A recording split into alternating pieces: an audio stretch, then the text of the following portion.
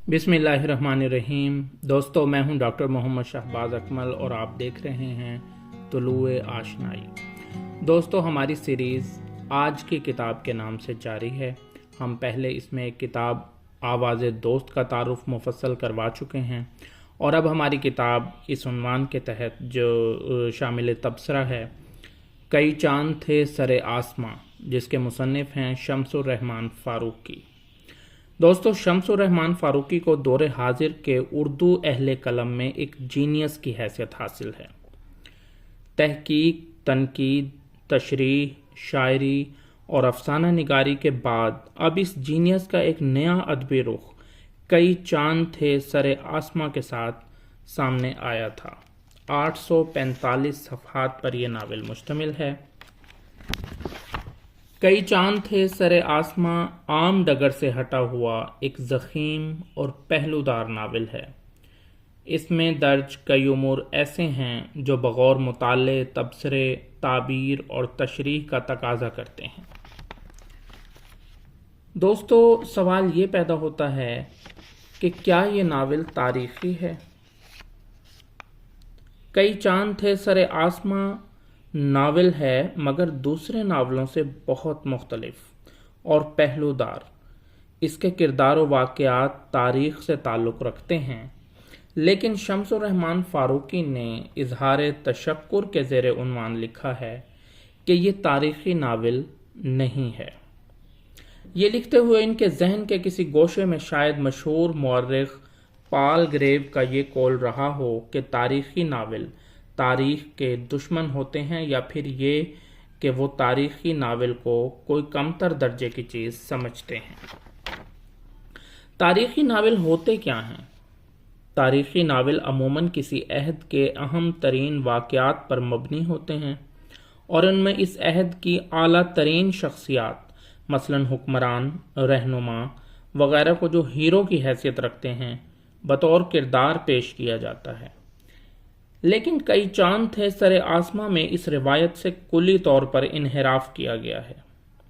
شمس الرحمن فاروقی نے اپنے ناول میں جن شخصیات کو بطور کردار پیش کیا ہے، وہ ثانوی درجے کی شخصیات ہیں اور مثبت کے بجائے منفی خصوصیات کی حامل ہیں۔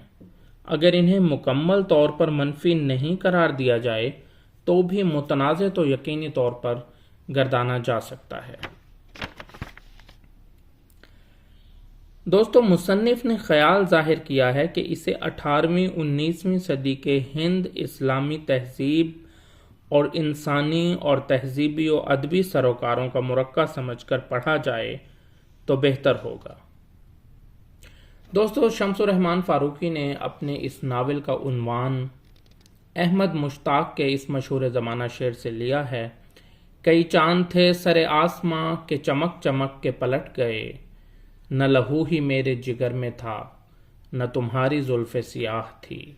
تو اس عنوان سے، اس شعر سے شمس الرحمن فاروقی نے اپنے ناول کا عنوان ماخوذ کیا ہے۔ دوستو، اس ناول کی بہت ساری خصوصیات ہیں، لیکن ہم چند ایک خصوصیات کا ذکر کریں گے۔ دوسرے ناولوں سے بہت مختلف ناول ہے۔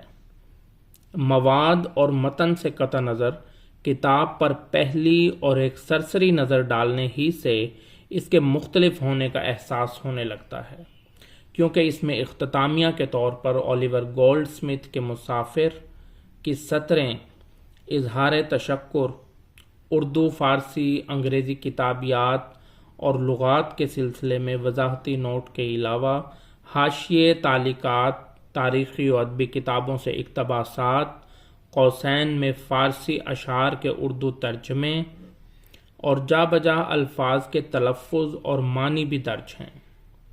ظاہر ہے کہ عام طور پر ناولوں میں یہ چیزیں نظر نہیں آتی۔ 800 سے زائد صفحات پر مشتمل یہ ناول 71 چھوٹے بڑے ابواب میں منقسم ہے، یعنی اس کے کل صفحات ناول کے 800 سے زائد یعنی 845 ہیں، اور 71 چھوٹے بڑے ابواب پر یہ ناول تقسیم کیا گیا ہے۔ ابتدائی چند ابواب ڈاکٹر خلیل اصغر فاروقی، ماہر امراض چشم کی یادداشتوں اور ڈاکٹر وسیم جعفر کی تحریروں پر مبنی ہیں۔ جبکہ ایک باب میں محمد یوسف سادہ کار کی زبانی بیان کیا گیا ہے۔ بقیہ ابواب ہمدان مصنف کے بیانیے پر مشتمل ہیں۔ دوستو، اس ناول میں بعض ایسے اجزاء اور ابواب بھی شامل ہیں جو صرف اسی سے مخصوص ہیں، اور اس سے پہلے ناول تو کیا کسی اور طرح کی کتاب میں بھی نظر نہیں آتے۔ مثلاً قالین بافی کی تعلیم کا باب، بنی ٹھنی کی کہانی، کھوجیوں کے سلسلے میں معلومات اور ٹھگی کے بارے میں تفصیلات وغیرہ۔ برصغیر کے دیگر علاقوں میں کھوجیوں کا سلسلہ قریباً ختم ہو چکا ہے، لیکن سندھ میں ڈاکوؤں اور دوسرے مجرموں کی تلاش کے لیے ان کی خدمات اب بھی حاصل کی جاتی ہیں۔ دوستو، مصطلحات ٹھگی رشید حسن خان کی ایک کتاب ہے، وہ بھی اسی ٹھگوں کی تمام وارداتوں پر مشتمل کتاب ہے۔ اس کے علاوہ اس ناول کی خصوصیات یہ ہیں کہ فاروقی صاحب نے جزیات نگاری پر بہت زور دیا، اور اس ضمن میں ان کا جو منہ قلم ہے وہ بہت رواں ثابت ہوا، لیکن جا بجا جزیات کی کثرت سے کہانی کا توازن بگڑتا ہوا بھی محسوس ہوتا ہے، اور اس کی روانی میں خلل بھی واقع ہوتا ہے۔ لباس، خوراک، اسلحہ، مجلسی آداب اور علاقائی جغرافیے کے بارے میں تفصیلات تو خیر گوارا ہیں، لیکن رشی حاتث سفیر کے متعلق جو کچھ بیان کیا گیا ہے وہ غیر متعلق اور غیر ضروری ہے۔ رشی حاتث سفیر کا ذکر مثال کے طور پر آیا ہے، جیسے چھوٹی سی کتاب تھی، بالکل جیسے سفیر بالگرامی کی رشی حاتث سفیر۔ تو قاعدے اور روایت کی روح سے جس چیز کی مثال دی جاتی ہے اس کی تفصیلات نہیں دی جاتی، جبکہ یہاں چھوٹی سی کتاب کو رشی حاتث سفیر کی مثال دے کر رشی حاتث سفیر کے بارے میں خاصی معلومات درج کر دی گئی ہیں۔ یہ ساری چیزیں غیر ضروری محسوس ہوتی ہیں۔ جہاں تک لفظیات کا تعلق ہے، فاروقی نے اس سلسلے میں وضاحت کی ہے کہ میں نے اس بات کا خاص خیال رکھا ہے کہ مکالموں میں اور اگر بیانیہ کسی قدیم کردار کی زبانی یا کسی قدیم کردار کے نقطۂ نظر سے بیان کیا جا رہا ہے تو بیانیہ میں بھی کوئی ایسا لفظ نہ آنے پائے جو اس زمانے میں مستعمل نہ تھا۔ یہ ایک اس ناول کی بہت اہم خصوصیت ہے کہ انہوں نے جس زمانے کا ذکر کیا اس زمانے کے کرداروں کے ذریعے وہی زبان استعمال کی جو اس زمانے میں مستعمل تھی۔ ناول کا ایک مضبوط پہلو اس میں عالم وصل یعنی لو میکنگ کا خوبصورت اور مؤثر بیان ہے۔ دوستو، اس ناول کے بہت چھوٹے کافی کردار اس ناول میں شامل ہیں، لیکن ہم چند مشہور کرداروں کا ذکر کریں گے جو اس ناول کی زینت ہیں، جیسے وزیر خانم انتہائی اہم اور مرکزی کردار گردانا جاتا ہے اس ناول کا، جن کے بارے میں ان کے پرپوتے سلیم جعفر کے پوتے وسیم جعفر کی زبان سے یہ کہلوایا گیا کہ سبحان اللہ سبحان اللہ، کس شان اور کس آن بان کی خاتون تھیں۔